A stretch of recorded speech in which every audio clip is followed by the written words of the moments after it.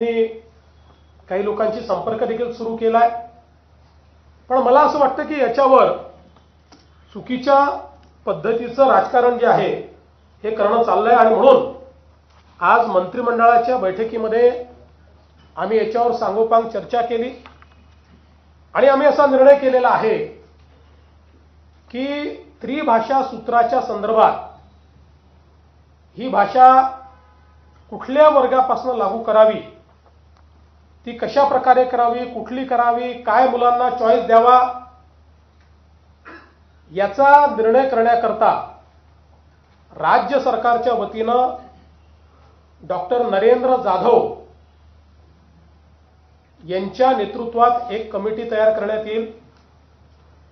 आपण सगळे जाणता डॉक्टर नरेंद्र जाधव साहेब प्लॅनिंग कमिशनचे मेंबर होते, कुलगुरू होते, शिक्षण तज्ञ म्हणून त्यांना आपण ओळखतो।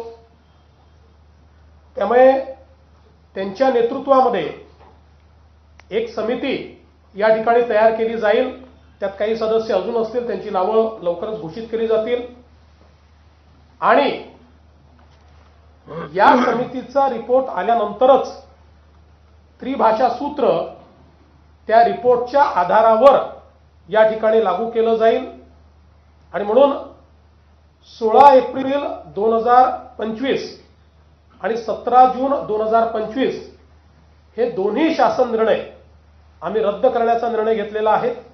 हे दोन्ही शासन निर्णय या ठिकाणी रद्द आम्ही करतो आणि ही नव्याने समिती तयार करतो।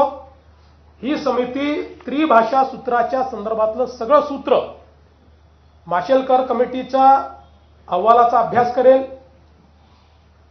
ज्या लोकांचं याच्यावर दुमत आहे त्यांचंही म्हणणं ऐकून घेईल आणि त्यानंतर आपल्या विद्यार्थ्यांच्या हिताचा काय निर्णय आहे तो निर्णय या कमिटीच्या माध्यमातून येईल आणि मग तो राज्य सरकार स्वीकारेल आणि त्यानुसार पुढची कारवाई केली जाईल।